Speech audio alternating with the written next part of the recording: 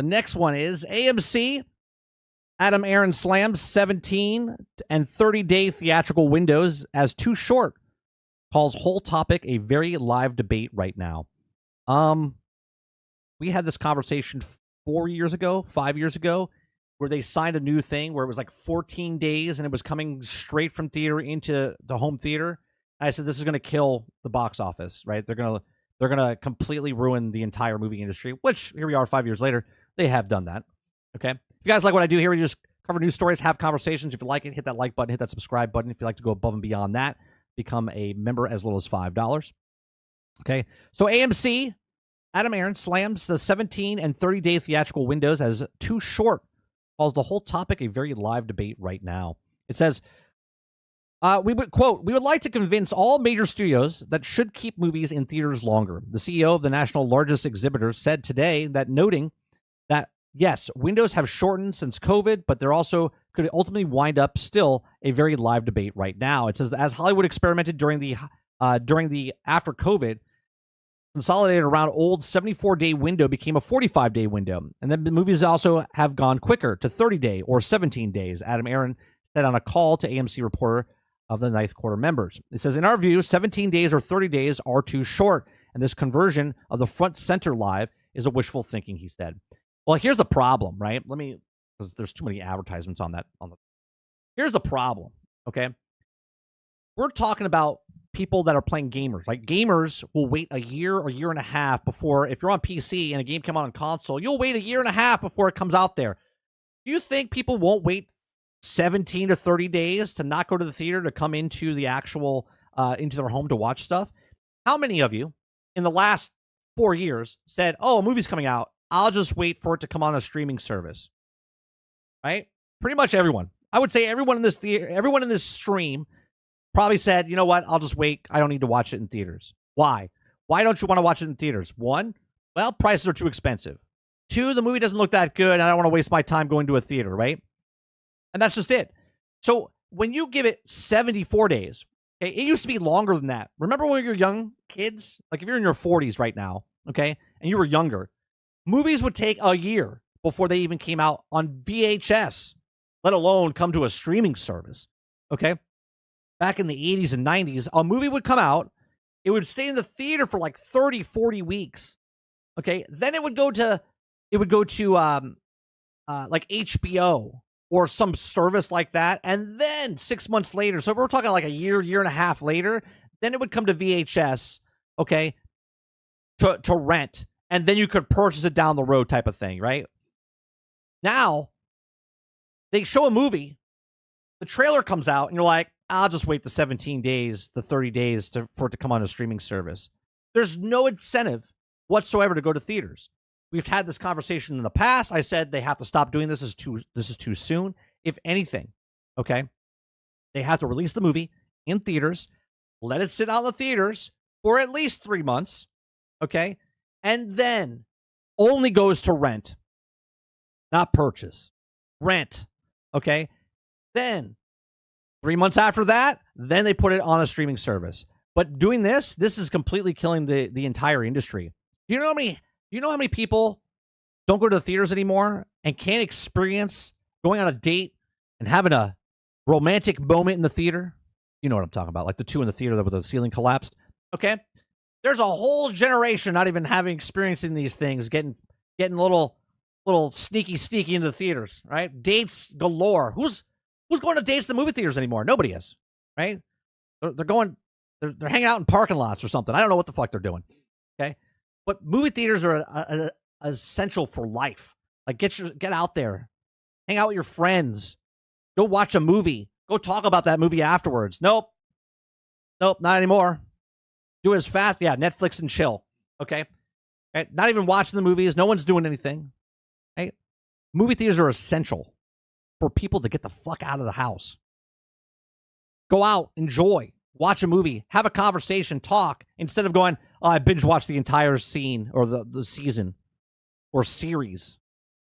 Right? Oh, straight to video. Remember the times you wouldn't even watch VHS back in the day or beta? If it was a straight to DVD movie or straight to VHS movie, you're like, that's a shitty movie. Now all your movies are that. All your movies are shitty movies that are coming to Netflix or shitty movies that are coming to your streaming service, right? So let's go back to this. So some studios leave certain films in theaters for 60 days, he noted.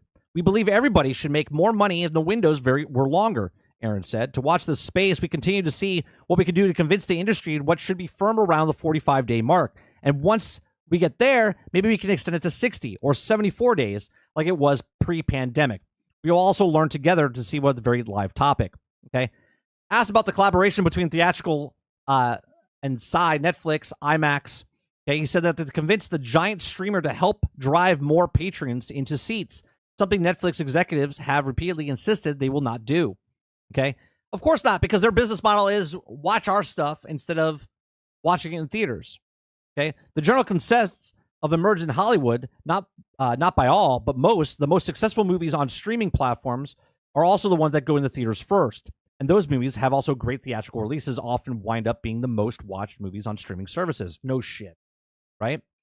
But there are streamers, and there are streamers, and then there are streamers, we added. There are some streamers who have actively embraced the actual release. Apple and Amazon come to mind. And we also super meetings of conventions of both Apple and Amazon MGM were highly encouraged, for example, that Amazon MGM is adding a distribution personal because they would also dramatically increase the number of films they are releasing. He says, quote, similar to Apple, is so excited about the F1 coming out this June, which then hopefully we're hopeful to be going into a major blockbuster gangbuster hit, and then embrace theatrical is something that also quite exciting to us. Okay, Aaron said that none of the other major streaming services that I talked about are not enthusiastic in embracing the theaters. That being Netflix, but we also continue to reach out to Netflix, and right now is scheduled to play out in the AMC IMAX screens. We also would love to be able to convince Netflix to embrace theatrical releases is good for them. And they also did this with Glass Onion. They're also doing this with Narnia. Okay? So he believes consumers demand entertainment can support both the robust theatrical industry and robust streaming industry side by side. Look, the industry right now, if they really wanted to, in my opinion, if they wanted to blackball Netflix, the studios could do this, right? Because Netflix, they have a pretty good robust lineup, and they're throwing money at people left and right to make the original stuff. And a lot of people like that as a movie director and producers are like, oh, we can make this stuff and we can get that money up front, sort of like a Game Pass type of thing, right? Where they give them the money up front, so they're getting their money, and then they make the stuff for Netflix, right? Where they don't have to wait for the box office. And they probably get residuals based on how many people did watch it when it comes to Netflix. Okay, that's why Zack Snyder likes making the stuff for Netflix, because he's getting money up front, right? He's getting a big cash up front to make the stuff that he's making, and then Netflix also puts it, and he gets a lot of eyeballs on it. Just like developers like to make games and put it on the streaming services because more people will have to actually get to play their games, okay? But if Hollywood really wanted to blacklist, right, now that Apple has their own thing and Amazon has their own thing and Disney has their own thing, they can compete and go up against Netflix as a streaming service. But if they don't want to put it on the streaming services so right away, they can hold it on to just the theaters, put it out into theaters, and keep it in theaters longer. Netflix would have to adjust, because if majority of the market decides that, hey, we're going back to 45, 70 days, and it's not going to be on Netflix, even though if Netflix is trying to toss money at them, at the end of the day, the money's going to talk, right? If Netflix is bribing people to bring their stuff to Netflix, they're going to do it because they're getting paid. And it's a real risk factor for movies to get made because it's expensive. Most movies lose money. 7 out of 10 films from one studio are going to lose money. So if you could be one of those 7 that you're going to lose money, but now bring it to Netflix, you're damn right you're going to throw it at Netflix because you're going to make the money up front. So it's interesting to see the way it is, but you guys know where I stand. I love theaters. I think theaters should always stay around.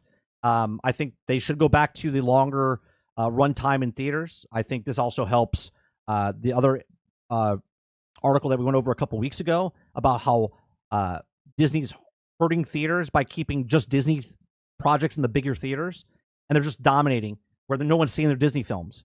So they take the biggest chunk of the theater's revenue when new movies come out, because Disney's just got theaters over theaters in these megaplexes, and no one's watching their films, and they're all bombing, right?